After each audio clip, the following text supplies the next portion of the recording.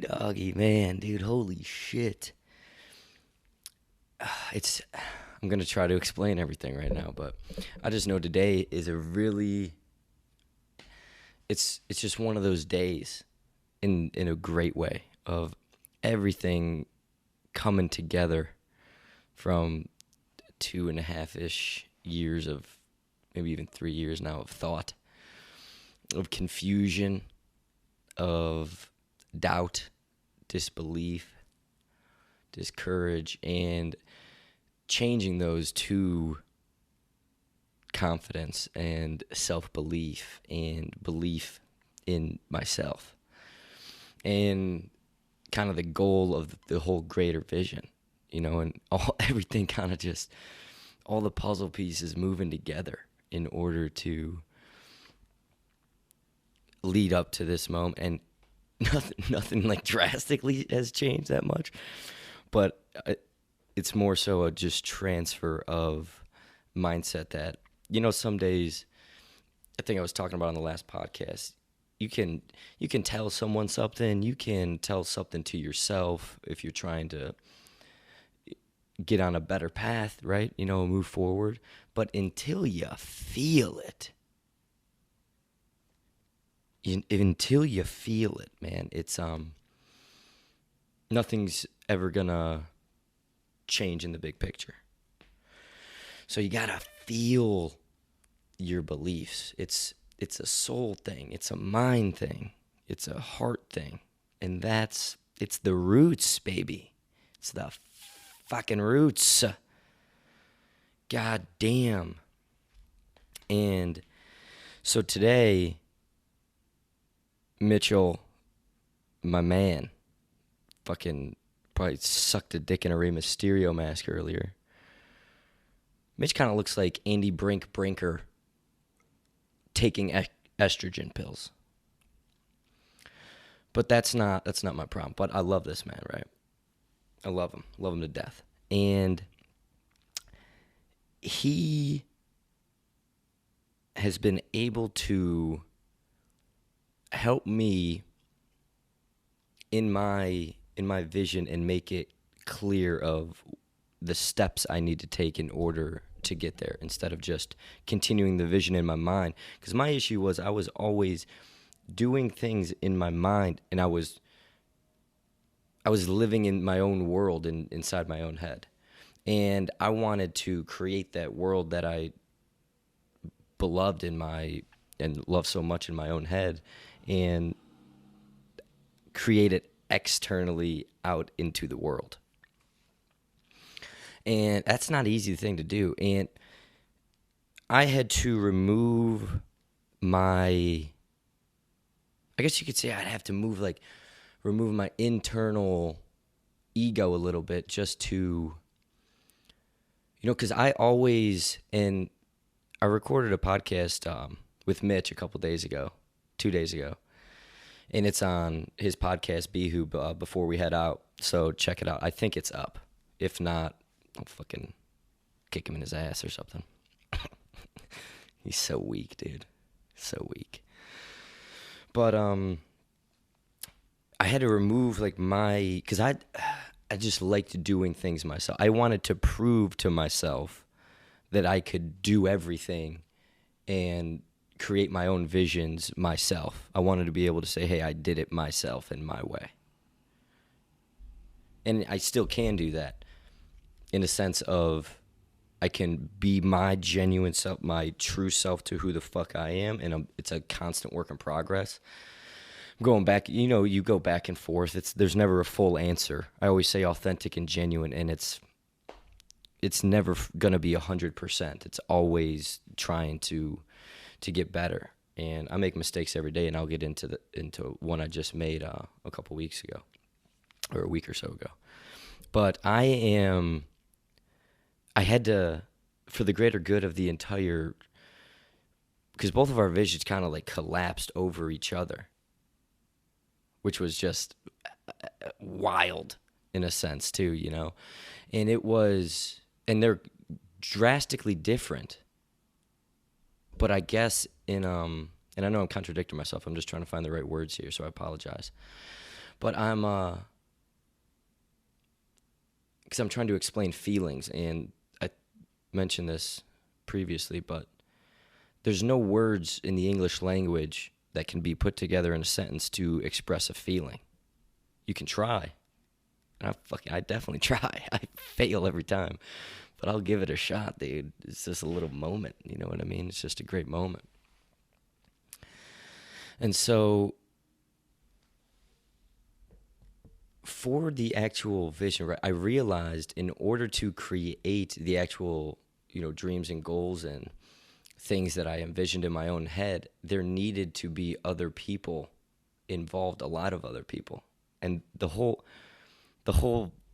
deep down message was to share all of that with as many people and as many, similar minds in our own individual way, right? But a similar idea and similar base in order to try to express ourselves in the most individual way, to try to give something and put something out into the world that can make people laugh, that can make people think, and that can make people try to look at themselves in a more honest light to create a better life and a more fulfilling life in the short time that we have on this earth. And that's really that was the whole goal of the research project. Because I don't know, man. It's a research. I don't know the answer. I don't want to know. I just love the entire, how everything happens.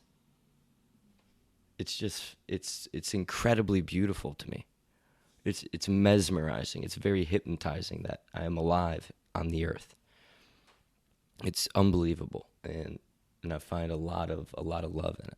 In a world that tries to push hate on you and negativity, I say, fuck you, bitch. Not Tone. Not me, baby.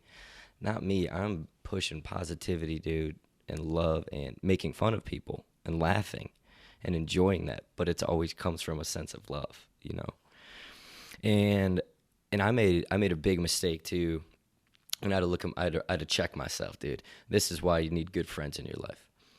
So Smoke checked me up, dude. Smoke freaking came to the top of the key, fucking smacked the ground like Gary the Glove Payton, and he was ready to lock down D on me. And I thought I was fucking Allen Iverson, cooling, fucking hitting him with a crossover, and he just a little steal, dude. This one's got the crossover, this one's got the passing lane, this one's got the crossover, this one's got the passing lane. And that's what Smoke was doing basically at the top of the key. He was really, he stopped me both ways, man, and he stopped me in my tracks. And it was because it was a couple clips that I posted, and this is the truth, man, and this is what's got to be said. So, Smoke and I, we definitely were really drunk, you know what I mean? But that's even besides the point, because I think he would have told me anyway, so that's unnecessary. So erase that from your own mind, from hearing those words in your ear and affecting your mind like that. But he told me, he was just like, hey, man, last thing you did, I think it was the last podcast, or I don't know if it was the full podcast, because I didn't ask him if he listened to the entire thing, but I posted a few clips on Instagram of, and after I rewatched it, I was kind of blind to it initially because I wanted people to laugh, and I wanted it to be good at the time. And it basically sounded like a huge influence on me. Theo Von, right? Huge. I fucking love him, dude. Unbelievable guy. Unbelievable. If you haven't listened to his podcast this past weekend, it's fucking hysterical, dude. He's just a very unique, cool, intriguing individual, and so definitely go listen to him. And Smoke, he called me out on my shit, and I got pissed at it because do I think he could have said it in a different way? Yeah. Because sometimes I think down to like the core of who we are, we're very selfish people. You know what I mean? And he checked me, dude. He fucking he gave me a bow to the jaw, son. And he fucked me running 160. And he basically just said, hey, dude, that was stupid. He's like, you're always pushing, individuality, and you're always pushing authenticity and being genuine, and I am, and that's what I always push. And I was going against my own self. I was like, I basically had two magnets in my mind going against each other, trying to put them together, and that clearly doesn't work. It's impossible. And then I think Johnny called me out on it too a little bit, but he did it in kind of like a passing way, which was great as well. And it was, what I think is, like, no matter who you listen to and who you watch, there's going to be an influence on you. And I think that's why a lot of, aspiring comedians or musicians try maybe not to listen to just one thing too much or watch one thing too much. And I think that's what happened to me. I think I just got caught up in watching Theo too much, and his aneurysms and the way he was talking was, one, I think it just fits kind of the way I talk in general, because I always make up fucking shit anyway. So I think that was probably just naturally like a very, attractive aspect to what he says and the way he speaks. But it was, it was very eye-opening to me, because I was pissed off. I was really mad. Well, one, just because no matter what, for the first 2 years, no one's going to think you can do anything. And that's okay. As long as you believe in yourself, that's okay. Because until you do something, you didn't do anything, which is true. So, but you got to believe it. You got to believe it in yourself. And I'm just thankful that I have friends that can push me that way and not let me off the hook. And make sure it's like, hey, I have no fucking idea what the hell your plan is. They think they do, of course. Every friend thinks, like, no, dude, I kind of know exactly what you're doing. No one knows what anyone else is doing, okay? No one really knows. You have a perception of what you know about somebody's mind and somebody's goals and consciousness, but I don't think anyone will ever know exactly what someone else is thinking. I think they all have an idea, but it's the fact of the matter that people guiding you and reminding you that your vision is bigger than trying to resemble someone because they have traction and some sort of fame is great, because the only way you can make an impact on others is by being yourself, dude. An actual meaning. I mean, you see fucking copycat pussy bitches out here all the time.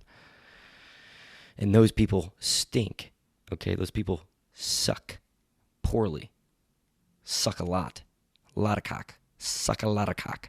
Suck a lot of cock. That's what they do.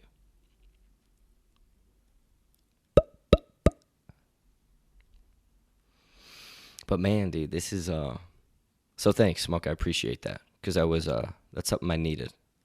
And dude, are some aneurysms, the best comparison is music.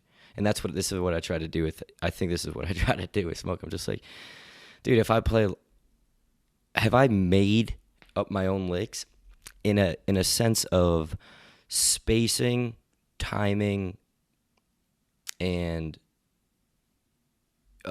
kind of subtle, dynamics, I guess you can say, of just the way I play the guitar, which by any means is not good, or not great. I'm getting there, and in the recent months I've gotten traction just because I've been focusing on a lot of rhythm playing, which has been great. And got to thank Ricky for that one. He just kind of points me in the direction, says, here you go. And I just take everything in my own way. I mean, we think completely differently, but it's cool to have people that you can kind of relate on their roots and just think completely out of the ordinary, and kind of your own way, and try to fuse it together. And my whole life is trying to fuse music and comedy. The catalyst of my life has always been music. It's always been about the music. Always. It's always been about the music. And it's always going to be the groundwork of it. Ever since I was a child, it was headphones on. I learned how to live myself through the music I listened to and the words that were said and all the hundreds, of different personal like genres. I feel like individual artists are sometimes almost their own genres, and sometimes they just get put into this specific category when it should just be that's an individual and that's what they do. It doesn't have to be in a category. There's too many people getting placed in category. Oh, you're a comedian. Oh, you're a musician. And they want to remind themselves that they understand what somebody is doing. And I just think that's the wrong way to look at things. I think you should always look at it just like, oh man, I've never really looked at it that way. That's cool. I'm going to try something my own way too. What unique people and what captivating, memorable people do is create something and fuse multiple ideas into one to create their own thing. And it's not easy. It's a constant challenge. There's going to be a lot of bad in the midst of it and a lot of shitty. But when you break down those walls, just like anything, it's just like a workout. When you begin, it's just like when you start, it's just like when you do anything. It's whoever said that quote, how you do anything is how you do everything. It's a very good quote. It's a very good quote to remind yourself because it immediately sets a groundwork in your mind because people know that they suck at some things and are great at others. And it's just, I think it's more of about an approach type of thing. Of how you do something is how you do anything. Or if I flip that around, I don't know if that was right. It's like, my B dog. But yeah, it was always about the music. And it was always just about enjoying the moment and entertaining and having people laugh and always making people think. And that's TRP and that's Blackheart Media, dude. And that's what it is. So it's a very groundbreaking day of a lot of things coming together of one, and a lot of confusion getting cleared up in the last 2 days. It's great now because I can almost recognize when I'm very confused or I'm overthinking or I'm judging others too much, and I always bring it back, and I get over it much more quickly than I used to. And that moment with Smoke was a life-changing moment for me. Just moving forward, it was like, because now I have already set the precedent in my subconscious where I'm not going to try to mimic others. I've never done that with music ever, but I just started doing kind of comedy and trying to bring a more like comedic, I guess, element to this podcast. And this is clearly just a more of a stream of consciousness one right now. I just sat down and just wanted to, I had a lot of thoughts and I just wanted to just talk, which is maybe narcissistic in itself, but I think all of us are a little, not self-conscious, but we're ourselves, dude. We want to do good, so I don't think there needs to be any negative connotation associated with that at all. There are a lot of syllables. It's a lot of syllables. Dude, did you see these fucking 8 kids who won the spelling bee? 8 kids won. Won one trophy. There's all these little freaking Ramada Sad or freaking a couple Indians, dude. And I've never eaten Indian food like with my hands. I want to go sit down like that Along Came Polly movie. What if I was with I'd go down on Jennifer Aniston. Dude, fucking pussy the size of a Skittle, son. What up, Smoke? That was the funniest fucking thing ever, dude. Pussy the size of a Skittle.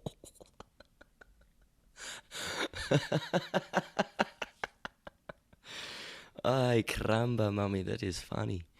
That is funny. Holy shit, dude. Oh, man, but yeah, 8 kids, dude. 8 kids won, and that's stupid. And we all know it's like, whatever, this has been I don't even need to talk about this, but it was like, whatever, all these kids winning something, and those kids aren't going to learn shit. But I don't even need to get into that right now. What else, man? Yeah, but Man, dude, I'm going to look at this studio with Mitch, man.